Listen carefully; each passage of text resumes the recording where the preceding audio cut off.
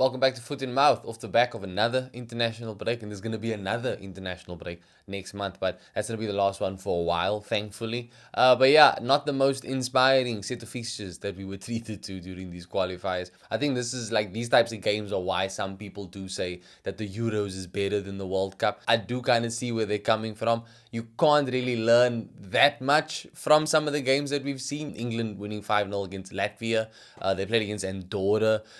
So like the quality that you're playing against here, yeah, you'll get some results, but it's more stat padding than anything else. So I do understand where those Euros fans are coming from, but in my opinion, I still think that the World Cup, that's peak football. That's the crowning achievement for any football player as far as I'm concerned, and I think that that's why it'll always be better than the Euros, at least bigger than the Euros. I'll say bigger. It'll always obviously be bigger than the Euros. It's a World Cup. One thing I will say that was good about this international break is that it seems like it was relatively injury-free, which is a nice change. That's back-to-back international breaks with very few injuries to talk about. Liverpool, though, coming out with a few worries, but we'll get onto that when we get into the preview for Man United versus Liverpool. The international break also saw Lionel Messi become the highest assister. He's got the most assists in international football, set a new record, beating Neymar's of 58. Messi's new record is 60. One thing I'm surprised by is how is Landon Donovan he was tied with Neymar for first this whole time. 58 assists in international football.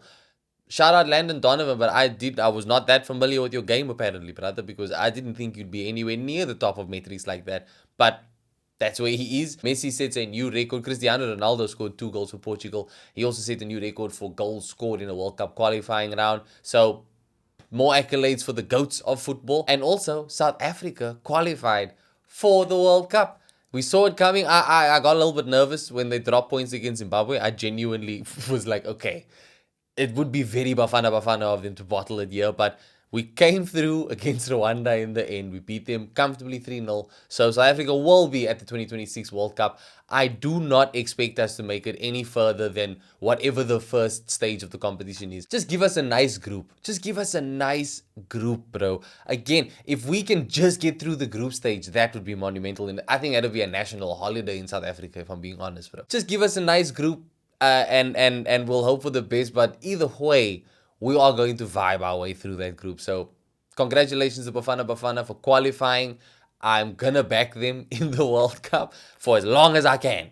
But yeah, that was the biggest part of this international break, I would say. And England also became the first European club to qualify, or the first big European nation to qualify for the World Cup as well. But I mean, you look at their group, it was kind of destined that they would be the one to qualify, and you can understand why they qualified early when you look at their group. Like I said, the quality of games is not fantastic, but Tuchel will take all those wins with him. They scored a lot of goals. I don't think they conceded any goal. They were undefeated.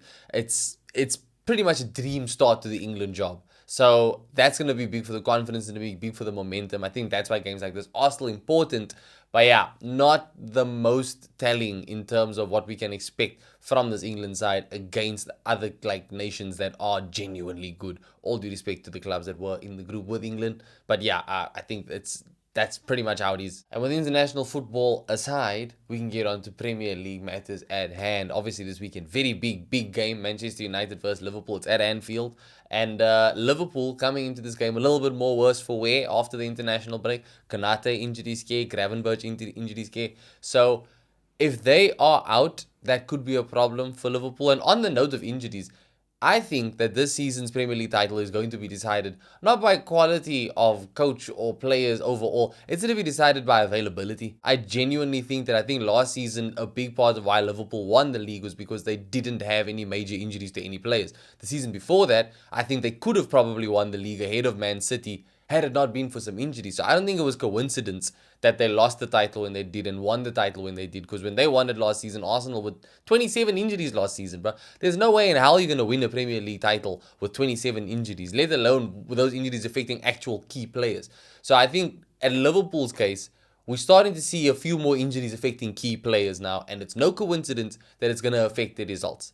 And I think it even extends further than just injuries. You look at December. AFCON starts in December. So that means Liverpool are going to be without Mo Salah. And I don't care what form Mo Salah is in, you are a worse team without Mo Salah. At the end of the day, this guy has traumatized the Premier League to the point where you have to respect him.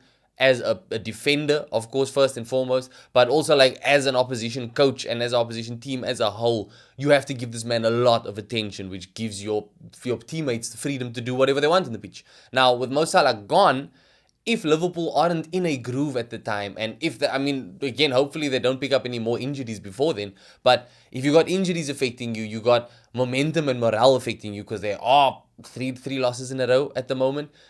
If things don't pick up and you lose Mo Salah for a couple weeks, because Egypt probably will do decently in the AFCON, there's no telling how much damage can be done to the Liverpool side and their title charge. And that's why I say I think availability is essentially going to decide who the champions of the Premier League are. And so far, so good for Arsenal. But we're starting with Liverpool. Konate injured on international duty. Same with Gravenberch. Unfortunate, obviously, because I think Konate, he's been very shaky so far this season, but he is a very big part of that Liverpool defense. Shame for Gravenberch, because Gravenberch, I think, has been something of a hero for Liverpool for the longest time now. So it's disappointing. If this does affect much of their game, I haven't seen anything yet about how long either player will be out. They could be available for this Manchester United game, but let's assume that they are out. I think it's safe to assume that they are out because you wouldn't want to really rush them back if there was some type of injury to worry about. And at the same time, even if they do feature, they're probably not going to be 100%. So I'm going to consider them out. Now, how would Liverpool work around this? I think it's very easy in defense. You got Gyokeres, because Gyokeres obviously is available. He falls in for Konate, all's well. But in midfield, I think it's a lot harder to replace Gravenberch. The only person that I can think of in terms of like for like with regards to like defensive stability in the midfield would be Endo. But a home game against Manchester United, you'd want to be a little bit more adventurous than that. So I think you just switch it up a little bit. You just go with a single holding midfielder. You play McAllister at the back, and then you literally just go forward with Curtis Jones and Szoboszlai. I think that will absolutely get the job done against Manchester United. There are a lot of Manchester United fans confident about this game, which I find surprising. I think all's good and well. You have caused some upsets before, particularly against Liverpool, but I'm still very surprised that you are that confident going to Anfield. I'm pretty sure United also have a bad record at Anfield, at least as far as wins go. And I'm also pretty sure that no matter how bad Liverpool are doing, they are still a much better team than Manchester United. So I don't know where this confidence is coming from. Look, I'm all for it. I'm encouraging it, and I will take a Manchester United win here, because if Liverpool drop points, that's a very big point for Arsenal. So I'm absolutely all for it. I just don't know where it's coming from, because what we've seen from Manchester United and the clubs that Amorim wins against, Liverpool are not a club that Amorim wins against. He wins against clubs that are newly promoted or newly relegated. It's not something that I think is expected in any way that United is going to cause an upset here at Anfield of all places. So I don't know where this is coming from. I don't share the confidence, but I hope I'm proven wrong in this instance. But yeah, Manchester United, their fans are confident going into it. I think that no matter how Liverpool line up around these injuries, these possible injuries, they should absolutely have enough in the tank to beat Man United. Man United obviously coming to this game injury-free from the international break. I think the best thing that they can do is go at it the exact same way they lined up against Sunderland. Benjamin Sesko's got 2 goals for himself now, so maybe confidence is growing a bit there. Maybe you could argue Cunha comes into the team, but who would you replace, for Cunha? I wouldn't take anybody out of this. They've got to win under the belt. You've got to build some type of familiarity on the pitch. You've got to build some type of continuity for consistency's sake, so just start the exact same team. Don't get big brain about it and make mad changes. It's going to be a tough game for a new goalkeeper, because his only experience in the Prem so far has been against Sunderland. This is going to be a whole new test. Big question is, which striker is Lemens going to come up against, at least for the start of the game. I don't think Liverpool are going to start Isak and Ekitike in the same game, but look, when it comes down to it, all due respect to Alexander Isak, we know what this guy can do. He's got credit in the bank. I'm starting Ekitike over him for this game, 100%. I think Alexander Isak has had a very slow start to Liverpool. It's okay. He's already got a goal to his name. He's already got an assist as well. I think that he's going to come good. But at this current stage, especially when you take into account the fact that at international level, he's also been lacking. Sweden have looked very bad. I don't think they're going to qualify for the World Cup. Both Isak and Gyokeres have looked very bad for Sweden. I think you put all of that together, it just spells out start Ekitike. Ekitike is also much fresher. He was obviously suspended for the Chelsea game, so He's super fresh for this game. Start him up top. Do not drop Gakpo. He had a very good international break as well. I also think he just full on deserves to start in this Liverpool team over Alexander Isak. So yeah, that's how I would go about it at Liverpool. And I think either striker will be a test for Man United's goalkeeper. Either way, both of them are gonna feature. Just one from the bench, which is just two different problems for Manchester United. How do you handle the one that starts? How do you handle the one that comes on later? It doesn't have Manchester United upsets like written all over it for me. I think that this is a clear-cut Liverpool win. My prediction for this one is going to be a 2-0 Liverpool win. I hope I'm wrong, but yeah, I'm looking at this game from both sides. I don't see a way that Manchester United causes an upset here, but I am all for the hype, like I said. So let me know in the comments below. Do you think that Manchester United can actually cause the upset of the season? I think it would be in this fixture this weekend. It's not just me hoping for a Liverpool loss. It's also going to be Mikel Arteta and everybody at Arsenal, because we are first. We are top of the table. And I genuinely believe that between now and the next international break, I think we go into the next international break still top of the table. You look at the run of fixtures that we have versus the run of fixtures that Liverpool have. Arsenal, much kinder set of fixtures. I'm not going to say easier, because there are no easy games in the Premier League. But it's been kind, bro. We've got a very decent run of games. We've got some nice games at home as well, which gives us an advantage. Arsenal do look good at home. So I think looking at the run of games, Arsenal, absolute favourites to go into the next international break, top of the table. They're pretty much favourites for the Premier League now as well. We've seen the stats doing the rounds online, Opta stats and whatnot, all saying that Arsenal are now predicted to win the Premier League and the Champions League. So we're doing the double, bruh. I said at the beginning of the season, Arsenal, we're leaving with something this season, something big. Arsenal going into this next few weeks, it's going to be big for them. They need to absolutely take full advantage of it. And with a game like this weekend, Liverpool possibly dropping points against United. Again, don't see it, but fingers crossed, it's football. Possibly dropping points. Arsenal can't afford to drop points either. Every single game for Arsenal is pretty much must win at this point. If it's not Liverpool that you're trying to build a gap ahead of, it's Manchester City, because I think that they are also low-key coming back into the fold. And yeah, I think that a game against Fulham this weekend, good opportunity for Arsenal to continue to go to cement their place at the top of that table. Fulham not in the best shape right now. I think they're 14th on the table, so we can absolutely benefit off of that bad form. But I think that they are still, you do have to respect them. They're a Premier League side. They do have some players that can cause us problems. I'm looking at you, Emile Smith-Rowe. I think considering the form of both clubs right now, you look at the the Arsenal players that were involved in international break now, confidence is going to be so high, but we had goals for so many players. Goals for Eze and Saka with England. Saka also got an assist. Mikel Merino, of course, scored more goals for Spain. That's just what he does when he goes in international break. Martinelli got a goal. Trossard got a goal. There were good performances from Timber.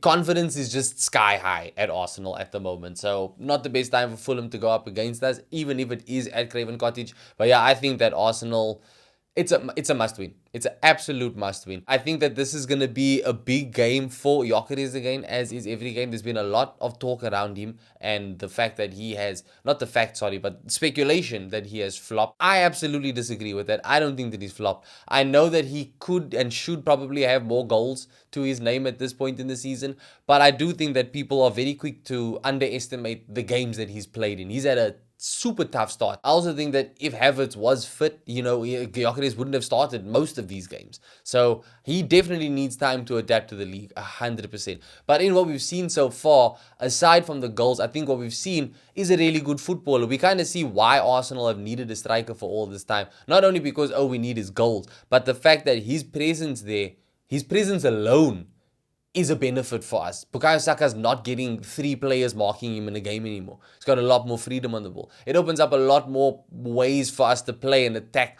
opposition teams, because Gyokeres, you have to pay him attention. You absolutely have to lock him down, because if he does get a sniff at goal, it's a goal.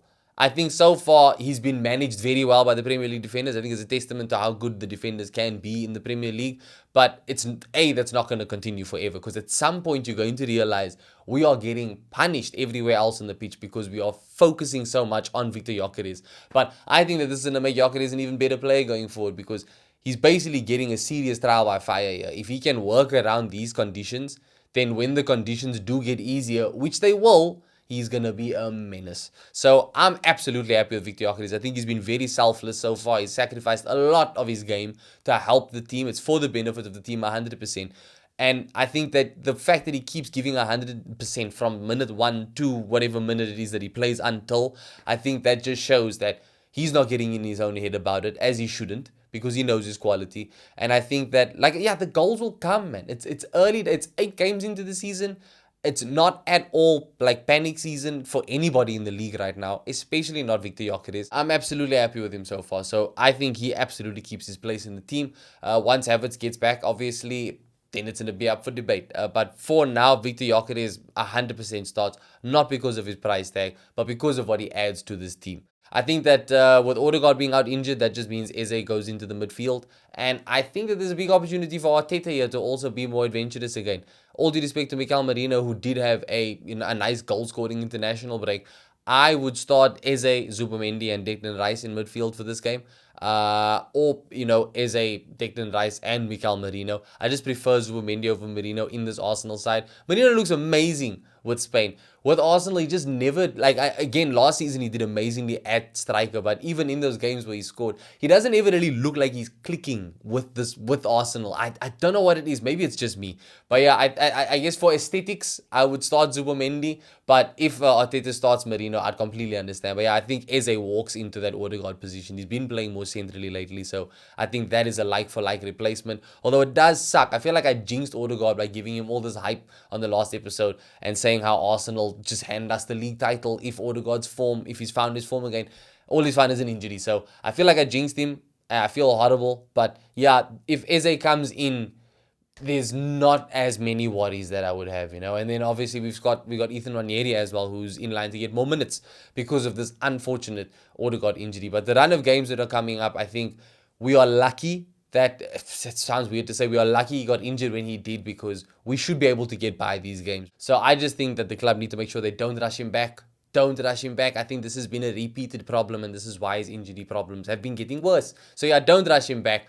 We can get by without him, and I think it'll start in this Fulham game. Comfortable. I think this is going to be a 3-0 Arsenal win. I'd say 3-0. We're not going to concede against Fulham. So yeah, I'm predicting a 3-0 Arsenal win here. Spurs versus Aston Villa could be a good game as well. I think Spurs, they need a performance more than anything. The results are there. They got the points, but they're not showing the fans a performance. I think that is going to take precedent in this game. I think Spurs will win. I'll say that much. I think Spurs will win at home. Villa have looked a little bit better lately, but Spurs, they absolutely have to deliver. They have to put on a show, bro. They need to put on a show. I think it's going to be easy for Spurs fans to lose faith and start to turn a little bit if they do end up dropping points. And they don't have, because right now there's no real credit in the bank aside from the fact that they won the Europa League last season. But under Thomas Frank and with these new players, I think this Spurs side, the one that we are seeing today, doesn't have any credit in the bank to get away with bad performances and dropped points for too long. So again, like I said, as things stand, they've got the points. They're literally right up there with Arsenal, Liverpool, and with Arsenal and Liverpool.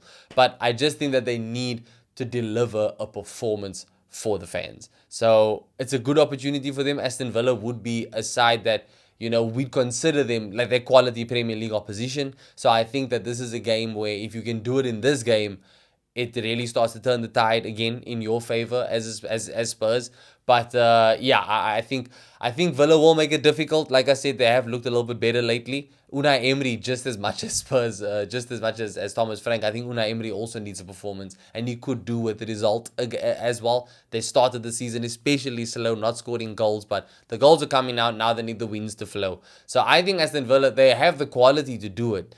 I just think that maybe it's coming a little bit too soon for them against Spurs. And I am unfortunately going to predict a Spurs win here. I'm going 2-1 Spurs. Man City versus Everton at the Etihad. They're taking away Everton's best player because Jack Grealish cannot play against his parent club. So, I mean, look, even if Jack Grealish was there, if we're being honest, it probably would have been a City win. But the fact that Grealish is out just makes it even easier to predict a Manchester City win here. And that's exactly what I'm going for, especially with Erling Haaland's form, bruh.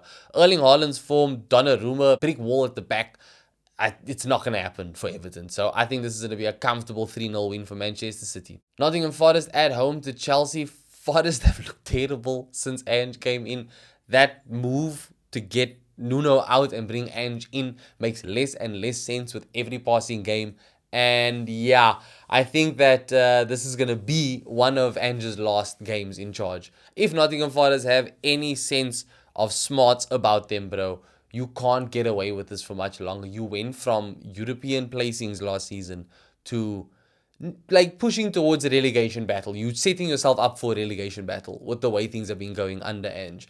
And yeah, obviously it's premature to say this could be one of his last games, but considering how Marinakis does operate, I wouldn't be surprised if he does just do the most rash thing in the world and just spontaneously get rid of the guy that he brought in by getting rid of the guy that made him any success since he's owned this football club. Brought him any success, really. The qualifying for Europe is a success. So I don't know what is going to happen with Ange in the near future, but I think that one thing I do know is that they're not going to get a result against Chelsea. As much as I'd love to see them get a result against Chelsea, I think that Chelsea are going to get a win here, and I think this is going to be a 2-1 Chelsea win. Maybe 3-1. I'll say 3-1 Chelsea win here. Nottingham Forest not at all taking a point away from this. Brighton versus Newcastle. This is another game I think for the neutrals that could be an okay one.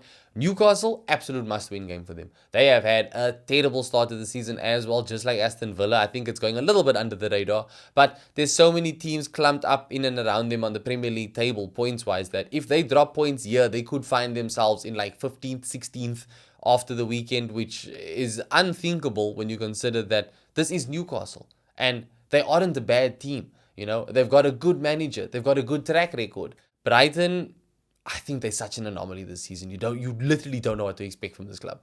So I think just on that alone, that unpredictable nature, the fact that Brighton can pull off like a crazy result like they did against Chelsea, I think that Brighton can cause a little bit of an upset here, and I'm going to say points are going to be shared. I'm going to predict Brighton get, let's say 2-2. 2-2, Brighton scoring, Newcastle scoring. I think Voldemort is definitely going to get another goal, but I think Danny Welbeck will have something to say about that. Crystal Palace vs Bournemouth. I think as far as games for the neutrals go, this is going to be the creme de la creme of them. We are probably going to get a really good game here. Two very exciting sides. Two of the best managers in the league at the moment. There's a lot of reports going around that Crystal Palace are trying to tie Glasner down to a new contract, which makes sense because you'll probably have some big fish swimming around for him. Yeah, as soon as things get a little bit shaky with their managers, I'm looking at someone like Chelsea. You know, if things don't work out for Enzo Maresca for whatever reason, you can bet that they'll turn their attention to one of these two managers because who wouldn't, bro? Iraola's been looking amazing at Bournemouth. Glasner's looked amazing at Crystal Palace. It's not just Chelsea, like I said, in the reckoning. You know, if something goes wrong with Ruben Amorim, I know that United have said that they are going to give him 3 years. At least that's as far as the owner's concerned. I can't get to his name now. Jim Ratcliffe, I think. Yeah, so if for some reason that 3-year plan goes bust, you can bet that Man United will probably try their luck with Oliver Glasner or Iraola as well. So wouldn't be surprised if both clubs try and tie their managers down to long-term deals. But yeah, I think that in this game, we're probably going to be treated to some good attacking football. Bournemouth and their, never give up attitude, and Crystal Palace and their unbeaten streak, this is a proper team, Crystal Palace, and going to Selhurst Park is difficult for anybody to go to. But yeah, I think that both of these clubs may cancel out each other here again as well. So I'm going to say a 2-2 draw. Maybe it's just more me being hopeful because I don't want either side to really lose. I think both sides are doing really good things this season. They've both been defying a lot of expectations, at least as far as my expectations go. Sunderland versus Wolves. I think it's a good opportunity for Sunderland to get back to winning ways. They did lose against Man United, but doesn't matter much in all honesty. Sunderland are still punching way above their weight. Wolves are still punching way below theirs. And I think that, yeah, in this game, Sunderland at home at the very least have looked good this season. So I think that that's enough to carry them over the line. I think they'll get the win here, and I think it'll be 1-0 to Sunderland. And then last game, Burnley versus Leeds. I'll keep it short and sweet here. I think Burnley, the fact that they're at home, it's their biggest saving grace. The fact that Leeds aren't doing that much better than them, I think also works in their favor. I do like that Leeds have got Calvert-Lewin scoring goals again, or at least scoring goal again. Hopefully the first of many. I do like Calvert-Lewin. I still think this was a real coup for Leeds to pull off. Uncontested, getting him for free. And if he can stay fit, I think he's going to be a problem for some teams. Could be a problem against Burnley, but I think that Burnley at home, yeah, they need to play it a bit safer than Leeds do. And I think that because of that, they'll be able to sneak a 1-0 win. I think Burnley will win this 1-0.